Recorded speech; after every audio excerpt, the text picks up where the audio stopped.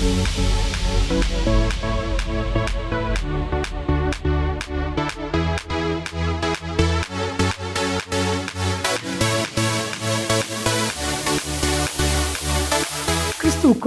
மிகவும் பிரியமானவர்களே, திருமறை தியானம் இந்த நிகழ்ச்சியை நமக்கு வழங்குகிற மதிப்பிற்குரிய டாக்டர் ரெவரண்ட் பால்ராஜ் அதிசயமணி ஐயா மும்பை பட்டணத்தில் மெத்தடிஸ்ட் திருச்சபையினுடைய போதகராய் பணியாற்றி இறைபணியை செய்தவர்கள்.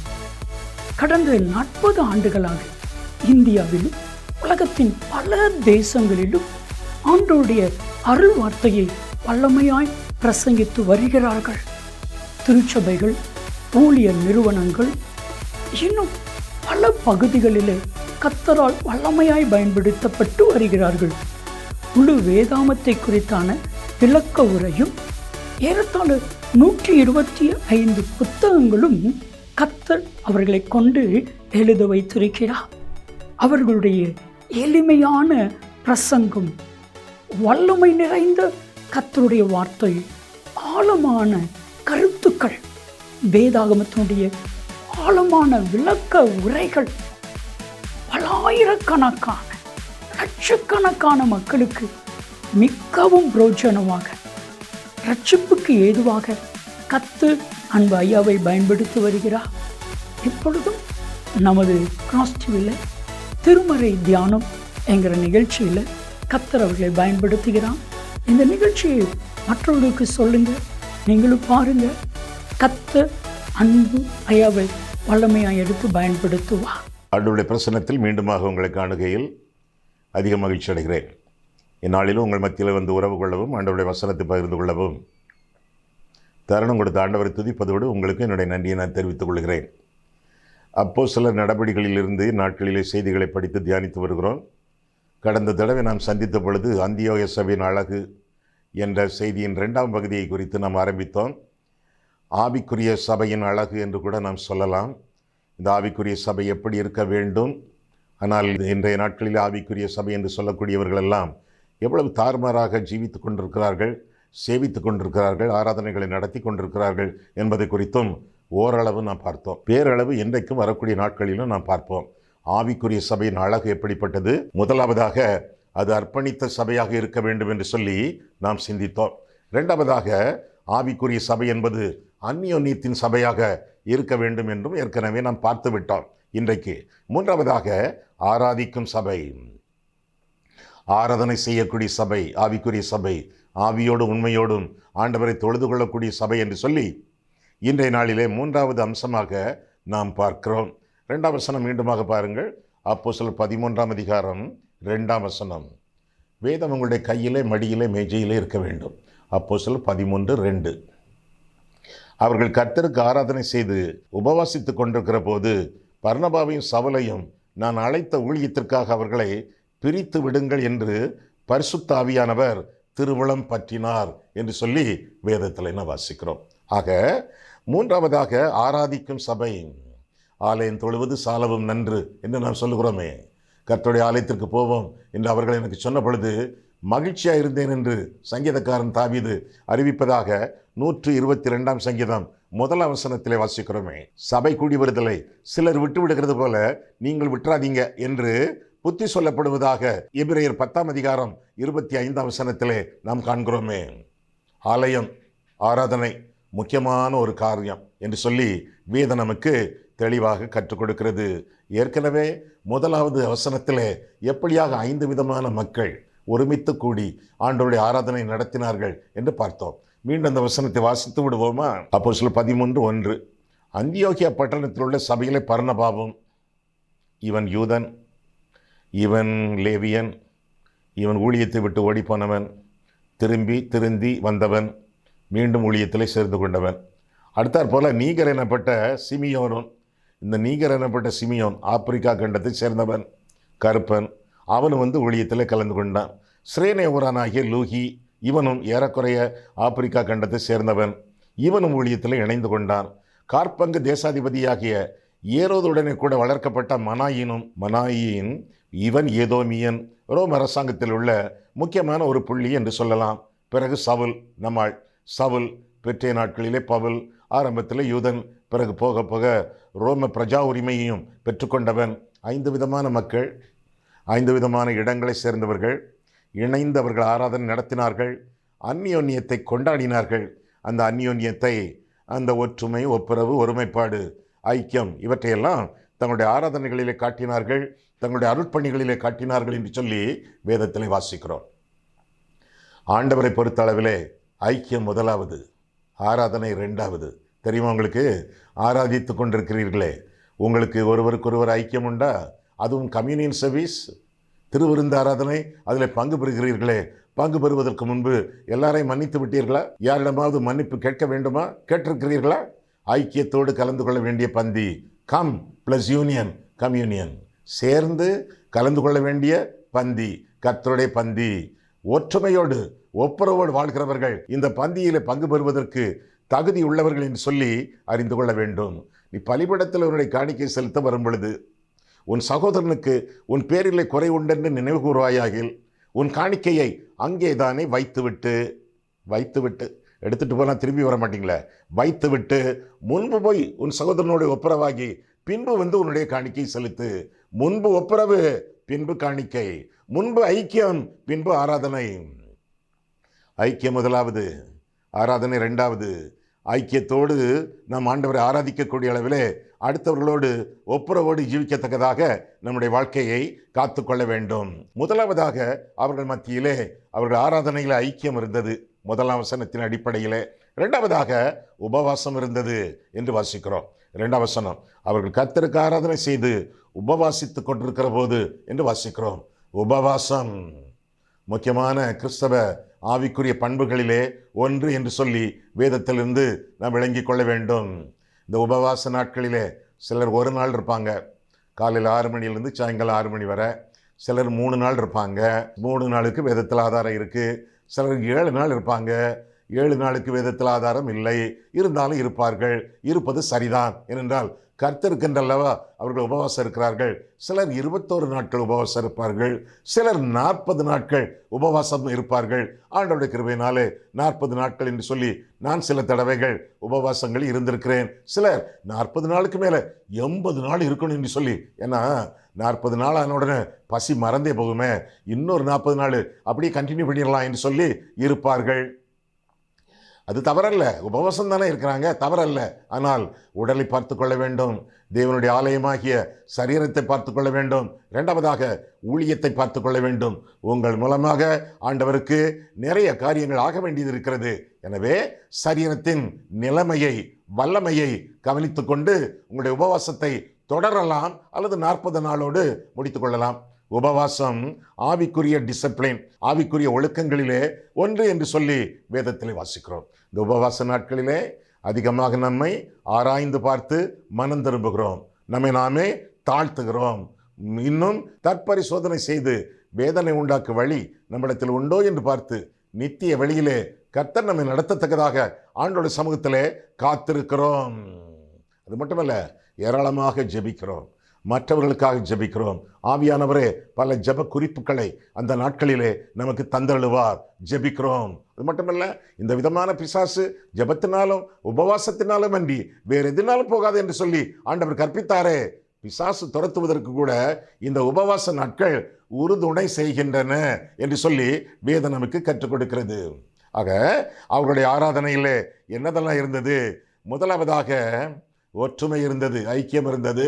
2வதாக உபவாசம் இருந்தது. 3வதாக உருத்தான ஜபம் இருந்தது, கருத்தான ஜபம் இருந்தது. 3ஆம் வசனம் பாருங்கள், அப்பொழுது உபவாசித்து ஜபம் பண்ணி என்று வாசிக்கிறோம். அவர்கள் ஜபம் பண்ணினார்கள். உபவாசம் என்று சொல்லிவிட்டு சிலர் ஜபம் பண்ணுகிறதில்லை. உபவாசம் இருக்கிறேன் என்று சொல்லி ஊரை சுற்றுவார்கள் அல்லது டிவியை பார்த்து கொண்டிருப்பார்கள். ஜபம் ரொம்ப முக்கியமான காரியம். ஆண்டவரோடு நமக்கு பேச்சுவார்த்தை இருக்க வேண்டும். தொடர்ந்து இடைவிடாமல் ஜபம் பண்ணுங்கள் என்று கர்த்தருடைய வேதம் நமக்கு கற்பிக்கிறதே. இடைவிடாத ஜபம் அப்படின்னு என்ன அர்த்தம்? நம்முடைய வாழ்க்கையே ஒரு ஜபமாக இருக்க வேண்டும்.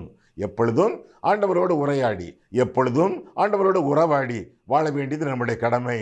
ஆண்டவரோடு பேச்சுவார்த்தை, அது என்ன? நாம் ஆண்டவரோடு பேச வேண்டும், ஜபம். ஆண்டவர் நம்மோடு பேச வேண்டும், வேதம். வேதத்தை ஜெபத்தையும் மாறி மாறி நம்முடைய வாழ்க்கையிலே கையாள வேண்டும். 4வதாக உபதேசம் இருந்தது என்று சொல்லியும் 5ஆம் வசனத்திலே பார்க்கிறோம். அப்போஸ்தலர் 13:5 சாலமி பட்டணத்தில் வந்தபோது அவர்கள் யூதருடைய ஜெபாலயங்களில் தேவ வசனத்தை பிரசங்கித்தார்கள். உபதேசமும் அவர்கள் மத்தியிலே இருந்தது என்று சொல்லி வேதம் நமக்கு தெளிவாக கற்றுக் கொடுக்கிறது. ஆண்டவருடைய வசனம் கற்றுக் கொடுக்கப்பட்டது. ரொம்ப முக்கியம். ஆவிக்குரிய சபைகளில் ரொம்ப முக்கியம். ஒரு வசனத்தை எடுப்பார்கள், எங்கேயோ போய் விடுவார்கள். ஊர்கதைகள், வெளிநாட்டு கதைகள், அந்த கதை இந்த கதை என்று சொல்லி உள்ளதை உள்ளபடி சொல்லாமல், அதுவும் மிகைப்படுத்தி அல்லது அடுத்தவருடைய அனுபவங்களை காப்பி அடித்து என்டர்டைன் பண்ணுவார்களை ஒழிய எடிஃபை பண்ண மாட்டார்கள். நேரத்தை போக்குவார்கள். உபதேசம் ஒரே ஒரு வசனம், அதற்கு பிறகு கதைகள் கதைகள் கதைகள், நிறைய கட்டுக்கதைகள். உபதேசம் பண்ணும் பொழுது வசனத்தை உச்சரியுங்கள். கர்த்தருடைய வேதம் போதும். ஒரு கூட்டத்திலே, கல்கத்தாவிலே ஒரு கூட்டம் நடந்தது. பெரிய கூட்டம். வெளிநாட்டு ஊழியர் ஒருவர் அழைக்கப்பட்டிருந்தார். அவர் வந்தார். அவர் வந்து இந்த வேத பாடத்தை வாசியுங்கள் என்று சொல்லி அவர் ஒரு வேத பாடத்தை கொடுத்தார். வாசித்தவர் அந்த நாட்டு மொழி, பெங்காலி மொழி. அதிலே அவர் அதை வாசித்தார். யோவான் 1ஆம் அதிகாரம் 1ஆம் வசனம் முதல் 18ஆம் வசனம் வரை அவர் வாசித்தார். எல்லாரும் கருத்தாக வேதத்தை திறந்து வைத்து கேட்டுக்கொண்டே இருந்தார்கள். வாசித்து முடித்த உடனே அவர் எழும்பினார். மைக்குக்கு போனார். கர்த்தருடைய கிருபையினாலே உங்கள் மத்தியிலே நான் வந்ததற்காக அவருக்கு ஸ்தோத்திரம் செலுத்தி உங்களுக்கு நன்றி செலுத்துகிறேன் என்று சொல்லிவிட்டு, இந்த வசனத்தினாலே தொடப்பட்டவர்கள், இந்த வசனத்திற்கு தங்களுடைய வாழ்க்கை ஒப்புக் கொடுக்கிறவர்கள், எழும்பி நில்லுங்கள், உங்களுக்காக நான் ஜெபிக்க போகிறேன் என்று சொன்னார். ஏறக்குறைய பாதி பேர் எழும்பி விட்டார்கள். பிரசங்கமே இல்லை. அன்றைக்கு கர்த்தருடைய வசனம் குறைவற்றதும் ஆத்துமாவை உயிர்ப்பிக்கிறதுமாய் இருக்கிறது என்று சொல்லி வேதத்திலே வாசிக்கிறோம். வேத வசனத்தை விட்டு வேஷம் போடாதிருங்கள். நீங்கள் வேதக்காரர்கள், வேஷக்காரர்கள் அல்ல. எனவே கர்த்தருடைய வேதத்திற்கு அதி முக்கியத்துவம் கொடுத்து வாழுங்கள், வேலை செய்யுங்கள், உபதேசமும் பண்ணுங்கள். ஆண்டவர் உங்களை நிச்சயமாக ஆசீர்வதிப்பார். வேத வசனம் ஆண்டவருக்கே முக்கியம். ஆண்டவருக்கே அவருடைய வசனம் முக்கியம். உம்முடைய நாமத்தின் சகல பிரஸ்தாபத்தை பார்க்கலாம் உம்முடைய வார்த்தையை நீர் மகிமைப்படுத்தினீர் என்று சொல்லி வேதம் சொல்கிறது. 138ஆம் சங்கீதம் 2ஆம் வசனத்திலே ஆண்டவருக்கே அவருடைய வேதம் முக்கியமாக இருக்கும் பொழுது நமக்கு எவ்வளவு முக்கியமாக இருக்க வேண்டும். ஆமாம், ஒரு கேள்வி கேட்குறேன்னு, ஒரு கேள்வி கேட்குறேன், கொஞ்சம் வெக்கமாக தான் இருக்கும், இருந்தாலும் பதில் சொல்லுங்களேன் மனசுக்குள்ள. ஆமாம், உங்களுக்கு சரியாக ஒரு 10 வசனம் மனப்பாடமாக தெரியுமா? 10 வசனம் மனப்பாடமாக தெரியுமா? வசனத்தை மனப்பாடம் பண்ணுங்கள். நம்ம பிள்ளைகளுக்கு தெரியும். ஏன்னா ஆராதனையிலே, குறிப்பாக ஞாயிற்றுக்கிழமை ஆராதனையிலே அவர்கள் வசனத்தை சொல்லுகிறார்கள். ஏறக்குறை 100 வசனம் கூட அவங்க சொல்லிடுவாங்க.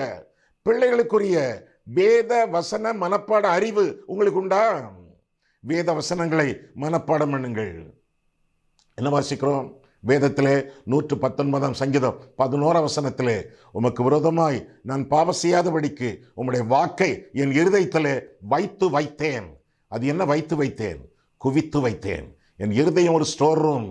ஒரு நாளைக்கு ஒவ்வொரு வசனமாக மனப்பாடம் பண்ணி இருதயத்திலே குவித்து வைத்திருக்கிறேன். I have stored your word in my heart that I may not come in sin against you. உமக்கு விரோதமாய் பாவம் செய்யாதபடிக்கு உம்முடைய வாக்குகளை, வசனங்களை மனப்பாடம் பண்ணி என் இருதயத்திலே குவித்து வைத்திருக்கிறேன். அப்படின்னா அந்த வேளைகளிலே அல்லது எந்த வேளையிலாவது சோதனை வரும் பொழுது பட்டயத்தை உருவுவேன். என்ன பட்டயம்? திருவசனமாகிய தேவ வசனமாகிய ஆவியின் பட்டயம் உருவுவேன். சோதனைகளை ஜெயிப்பேன். பட்டயம் இல்ல, பரிசுத்தம் இல்ல. எனவே பட்டயத்தை இருதயத்திலே நீங்கள் குவித்து வையுங்கள். இன்னும் பார்க்கும் பொழுது இந்த ஆவிக்குரிய சபையின் அழகின் அம்சங்களை பார்க்கும் பொழுது, இந்த ஆராதிக்கும் சபை என்ற கருத்தின் கீழே பார்க்கும் பொழுது, முதலாவதாக அவர்களுக்குள்ளே ஒற்றுமை இருந்தது, 2ஆவதாக உபவாசம் இருந்தது, 3ஆவதாக உருத்தான ஜபம் இருந்தது, 4ஆவதாக உபதேசம் இருந்தது, 5ஆவதாக ஊழியம் இருந்தது. 2ஆம் வசனம், அவர்கள் கர்த்தருக்கு ஆராதனை செய்து உபவாசித்துக் கொண்டிருக்கிற போது பர்னபாவையும் சவுலையும் நான் அழைத்த ஊழியத்திற்காக அவர்களை பிரித்து விடுங்கள் என்று பரிசுத்த ஆவியானவர் திருவுளம் பற்றினார். பிரித்து விடுங்கள், அவங்களை பிரிச்சுங்க. அந்த பிரித்து விடுங்கள் என்ற வார்த்தைக்கு சரியான அர்த்தம் பிரத்யேகப்படுத்துங்கள். Set them apart. செப்பரேட் இல்ல, செட் தம் அபார்ட். அவர்களை பிரத்யேகப்படுத்துங்கள். என்னுடைய ஊழியத்திற்காக அவர்கள் இருவரையும் பிரித்து விடுங்கள். அப்படின்னா பிரத்யேகப்படுத்துங்கள். தனிப்பட்ட அளவிலே அவர்களை பரிசுத்தப்படுத்தி இந்த முழு ஊழியத்திற்காக அவர்களை நியமியுங்கள் என்பது பொருளாகும். 2 இடங்களிலே அவர்களை பிரித்து 2 இடங்களில் அனுப்புங்கள் என்று சொன்னாலும் ஓகே தான். வருங்காலத்தில் அப்படி நடந்தது. 15ஆம் அதிகாரத்தில் அப்படி நடந்தது. ஏன் 2 இடங்களிலே ஊழியம் செய்யும் பொழுது நிறைய ஊழியங்கள் ஒரே இடத்துல 2 பேர் ஊழியம் செய்தால் வேஸ்ட் ஆஃப் ரிசோர்சஸ். ஆண்டவர் தந்திருக்கக்கூடிய தலந்துகள், வரங்கள், செய்திகள் ஒரே இடத்துல குவியும். 2 இடத்துல என்றால் 2 இடத்திலும் ஆண்டவருடைய ராஜ்யம் கட்டப்படும். சுவிசேஷ ஊழியம் அதிகமாக பரவி பெருகும். வேத வசனம் அதிகமாக உச்சரிக்கப்படும். அநேக ஆத்துமாக்கள் ஆண்டவருக்காக 2 பக்கங்களிலும் ஆதாயப்படுத்தப்படுவார்கள். பிரித்து விடுங்கள், பிரத்யேகப்படுத்துங்கள் என்று சொல்லி அதன் பொருள் என்று சொல்லி வேதத்திலிருந்து நாம் விளங்கிக் கொள்ள வேண்டும். ஆக முதலாவதாக அர்ப்பணித்த சபை, 2வதாக அவர்களை குறித்து பார்க்கும் பொழுது அந்யோன்யத்தின் சபை, 3வதாக ஆராதிக்கும் சபை, 4வதாக அறிவூட்டும் சபை. அறிவு ஊட்டும் சபை ஏற்கனவே நாம் கற்றது. தேவ வசனத்தை அவர்கள் பிரசங்கித்தார்கள். 5ஆம் வசனத்திலே மீண்டும் வாசிக்கிறேன். 5ஆம் வசனம், சாலமி பட்டணத்தில் வந்தபோது அவர்கள் யூதருடைய ஜபாலயங்களில் தேவ வசனத்தை பிரசங்கித்தார்கள். ஆலயம், டெம்பிள் எருசலேமில் மட்டும்தான், ஜபாலயம் எல்லா இடங்களிலும், சினகாக் எல்லா இடங்களிலும் இருந்தது. எனவே போகிற இடங்களிலெல்லாம் ஜபாலயங்களில் அவர்கள் பிரசங்கத்தை ஆரம்பிப்பது அவர்களுடைய பழக்கமாக இருந்தது. 5ஆம் வசனம் மீண்டும், சாலமி பட்டணத்தில் வந்தபோது அவர்கள் யூதருடைய ஜபாலயங்களில் தேவ வசனத்தை பிரசங்கித்தார்கள். யோவானும் அவர்களுக்கு உதவிக்காரனாக இருந்தான் என்று சொல்லி வேதத்திலே நாம் பார்க்கிறோம். ஆக வசனம் அங்கே பிரசங்கிக்கப்பட்டது, அறிவூட்டும் ஊழியம் அங்கே நடந்தது என்று சொல்லி வேதத்தில் என்ன வாசிக்கிறோம். அறிவூட்டக்கூடிய மக்கள் அங்கே இருந்தார்களே, அந்த 5 பேரும் வேத வசன அறிவை ஊட்டக்கூடிய ஊழியக்காரர்கள் தானே. மீண்டும் முதல் வசனத்தை பாருங்கள். அந்தியோகியா பட்டணத்தில் உள்ள சபையிலே பர்னபாவும் நீகர் எனப்பட்ட சிமியோனும் சிரேனே ஊரானாகிய லூகியும் கார்பங்கு தேசாதிபதியாகிய ஏரோதுடனே கூட வளர்க்கப்பட்ட மனாயினும் சவுலும் எப்படி இருந்தாங்க? தீர்க்கதரிசிகளாயும் போதகர்களாயும் இருந்தார்கள். போதகர்னா பாஸ்டரா? ஆஹா, டீச்சர். அப்போ போதகர்களாயும் இருந்தார்கள். போதிக்கிறவர்கள், ஆண்டவருடைய வசனத்தை கற்றுக் கொடுக்கிறவர்கள். தீர்க்கதரிசிகள், தீர்க்கதரிசினா தேவனுடைய சித்தத்தை சொல்லக்கூடியவர்னு அர்த்தம். தீர்க்கதரிசி என்றால் தேவனுடைய சித்தத்தை அறிவிக்கிறவர் என்ற அர்த்தம். அப்படிப்பட்டவர்கள், அவர்களில் 2 பவுலும் பர்னபாவும் ஊழியத்திற்காக அவர்கள் பிரித்தெடுக்கப்பட்டார்கள் என்று சொல்லி வேதம் நமக்கு கற்றுக் கொடுக்கிறது.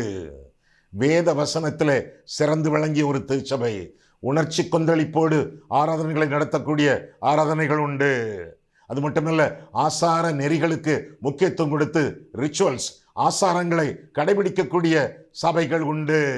அது மட்டுமல்ல, சுவிசேஷ ஊழியம் நமக்கு தேவையில்லை, சமூக சேவை தான் நமக்கு தேவை என்று சொல்லி சமூக சேவைகளுக்கு முக்கியத்துவம் கொடுக்கக்கூடிய ஆராதனைகள் உண்டு, அருட்பணிகள் உண்டு, அருட்செய்திகள் உண்டு. ஆனால் தேவ வசனத்தை போதிக்கக்கூடிய ஊழியங்கள், திருச்சபைகள் இந்நாட்களிலே மிக குறைவு. ஆண்டவருடைய வசனத்துக்கு முக்கியத்துவம் கொடுத்து வாழ வேண்டியது நம்முடைய கடமை. ஏற்கனவே நான் சொன்னேனே, உம்முடைய நாமத்தின் சகல பிரஸ்தாபத்தை பார்க்கலாம், உம்முடைய வேதத்தை மகிமைப்படுத்தினீர். வேதம் அதிகமாக சபையிலே போதிக்கப்பட வேண்டும். வேதம் சபையிலே அதிகமாக கற்றுக் கொடுக்கப்பட வேண்டும். இன்னும் தொடர்ந்து பார்க்கும் பொழுது 5வதாக ஆவிக்குரிய சபையின், அந்தியோகிய சபையின் அழகின் அம்சங்கள் என்று பார்க்கும் பொழுது 5வதாக அருட்பணியின் சபை.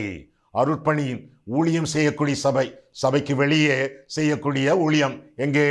4ஆம் வசனம், அப்படி அவர்கள் பரிசுத்தாவியினால் அனுப்பப்பட்டு செலுக்கிய பட்டணத்துக்கு வந்து கப்பல் ஏறி அங்கிருந்து சீப்புரு தீவுக்கு போனார்கள் என்று வாசிக்கிறோம்.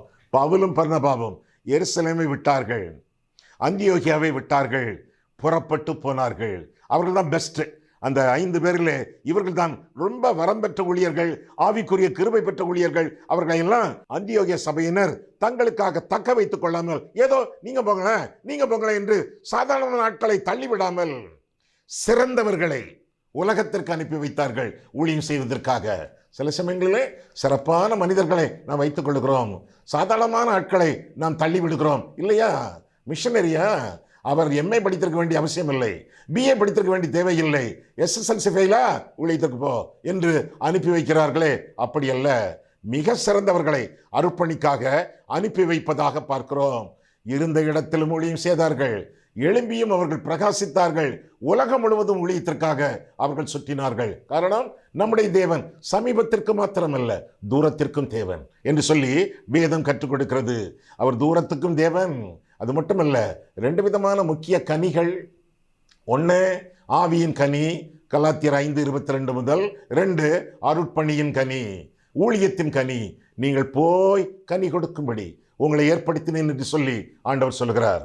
யோவான் 15:16 போய் கனி கொடுக்கும்படி, இவர்கள் போய் கனி கொடுக்கத்தக்கதாக புறப்பட்டு சென்றார்கள் என்று சொல்லி வேதம் நமக்கு கற்றுக் கொடுக்கிறது. முதலாவதாக யூதர்கள் மத்தியிலே ஊழியம், 2வதாக சமாரியர் மத்தியிலே ஊழியம், அதற்கு பிறகு புறஜாதிகள் மத்தியிலே ஊழியம் ஆரம்பித்து விட்டது. பலவிதமான ஊழியங்கள், எங்கெங்கே எந்தெந்த சபையே யாரையெல்லாம் அவர்கள் சந்தித்தார்கள், எப்படி இந்த சந்திப்புகள் நடந்தன, அந்த ஊழியங்களில் உள்ள தடைகள் என்ன, அந்த ஊழியங்களில் ஆண்டவர் கொடுத்த விடைகள் என்ன, இவற்றையெல்லாம் பற்றி வருங்காலத்திலே நாம் படிப்படியாக நிச்சயமாக படிக்க இருக்கிறோம். ஆக 6வதாக இந்த சபையை குறித்து பார்க்கும் பொழுது அள்ளி வழங்கிய சபை, கொடுக்கக்கூடிய சபை. அதற்கு முன்பாக இன்னொரு கருத்தை நாம் பார்த்து விடுவோம். 3ஆம் வசனம் பாருங்கள். அப்போஸ்தலர் 13:3 அப்பொழுது உபவாசித்து ஜெபம் பண்ணி அவர்கள் மேல் கைகளை வைத்து அவர்களை அனுப்பினார்கள். கைகளை வைத்து எதற்காக? சிலர் சொல்லுவாங்களே, கைகளை வச்சாதான் பரிசுத்த ஆவியானவர் கிடைக்குன்னு சொல்லி. அப்படி அல்ல. இவர்களெல்லாம் பரிசுத்த ஆவியானவரை ஏற்கனவே பெற்றாச்சு. அப்போஸ்தலனாகிய பவுல் 9ஆம் அதிகாரத்தில் 22ஆம் அதிகாரத்தில் ஏற்கனவே அவன் பரிசுத்த ஆவியானவரை பெற்றாச்சு. பின்ன பர்னபா 11ஆம் அதிகாரத்தில் பரிசுத்த ஆவியானவரால் நிறைந்தவன், ஏற்கனவே ஆவியானவரால் ஆளப்பட்டவர்கள். ஆனால் சில இடங்களில் வேதத்தில் கைகளை வைத்தார்கள், அப்பொழுது பரிசுத்த ஆவியானவரை பெற்றார்கள் சொல்லி வேதத்தில் வாசிக்கிறோமே. அதற்குரிய விளக்கம் என்ன? பரிசுத்த ஆவியானவர் கையிலிருந்து இப்படி வருவாரோ? ஆவியானவர் ஆள் தத்துவம் உள்ளவர், கடவுள், தேவன், திருத்துவ தேவத்துவத்தின் 3வது ஆள் தத்துவம், தேற்றரவாளன். அப்படின்னா கைகளை வைத்தல் அப்படின்னா என்ன அர்த்தம்? பல அர்த்தங்கள். ஒன்று, உன்னை ஆசீர்வதிக்கிறேன், ஆசீர்வாதம்.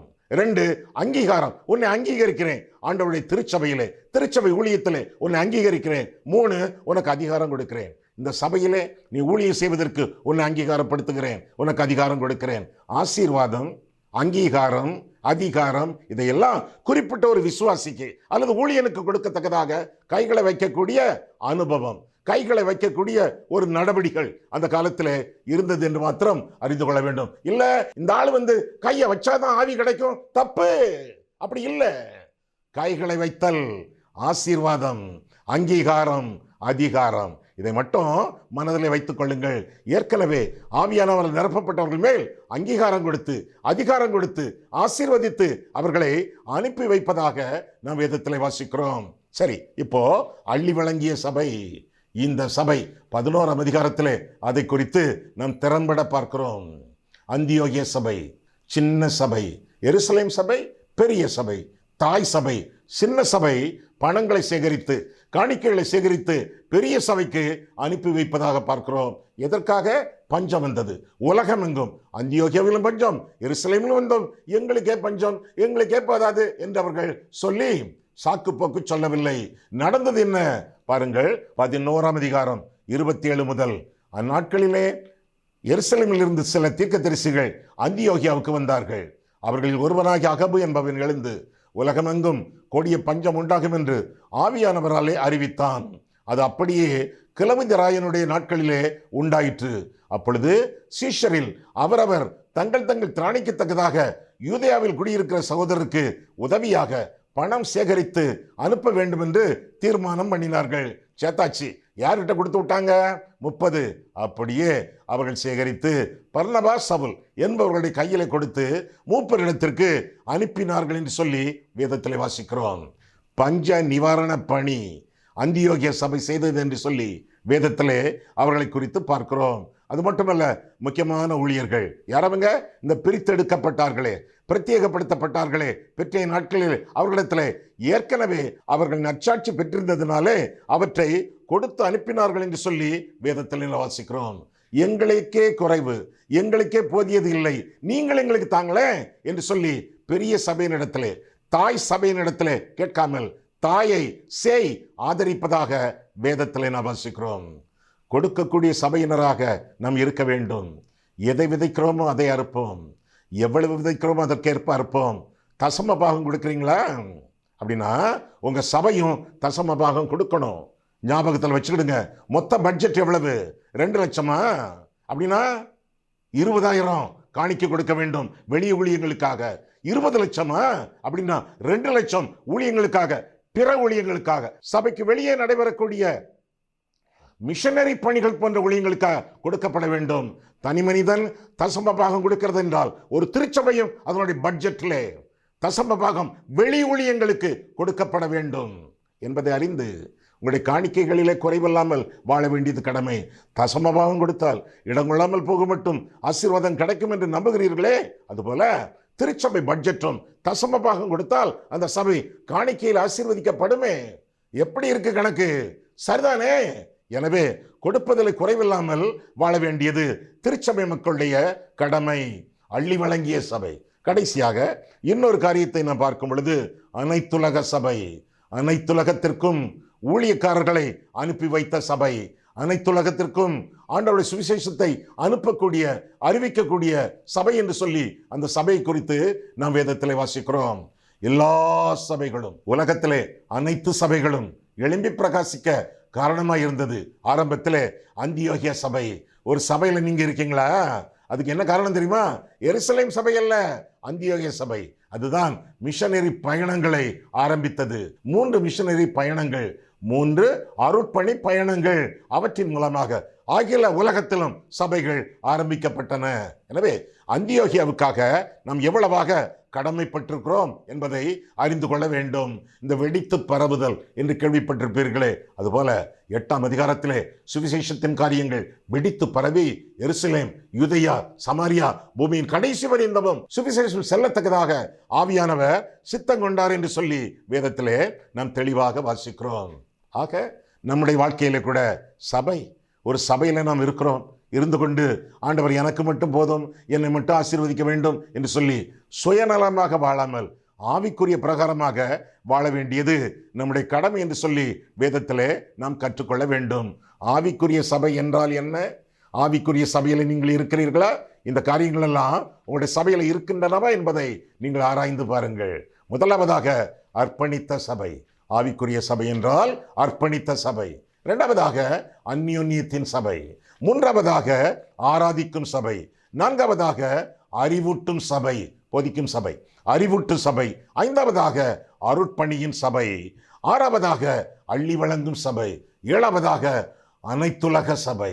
எல்லா உலக மக்களுக்கும் சுவிசேஷத்தை சொல்லக்கூடிய ஆதாரமான ஒரு சபை அந்தியோகிய சபை, ஆவிக்குரிய சபை.